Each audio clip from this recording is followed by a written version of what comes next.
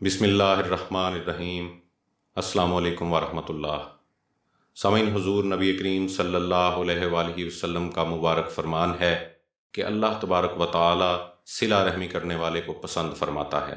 جو تم سے قطع تعلقی کرے تو مجھ سے تعلق جوڑو، اور جو تمہیں محروم کرے اسے عطا کرو۔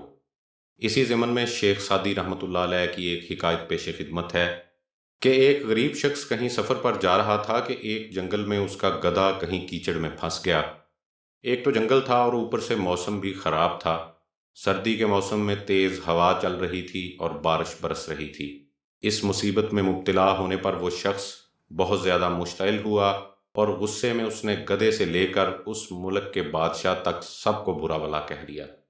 اتفاق سے اس وقت اس ملک کا بادشاہ اپنے لشکر کے ہمراہ وہیں سے گزر رہا تھا۔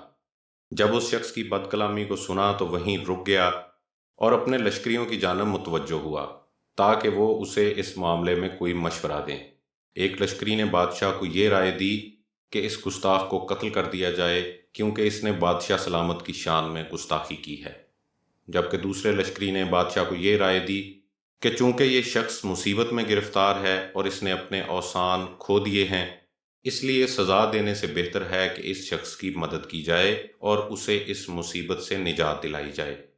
بادشاہ نے اپنے اس لشکری کی رائے کو فوقیت دی اور اس شخص کا گدھا کیچڑ سے نکلوایا اور اسے سواری کے لیے ایک گھوڑا عطا کیا، لباس اور نقدی بھی دی۔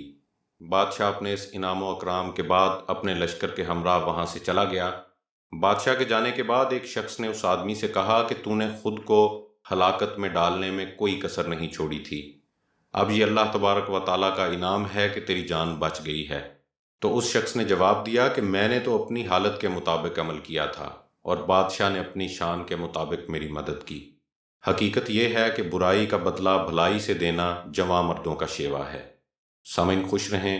السلام علیکم ورحمۃ اللہ۔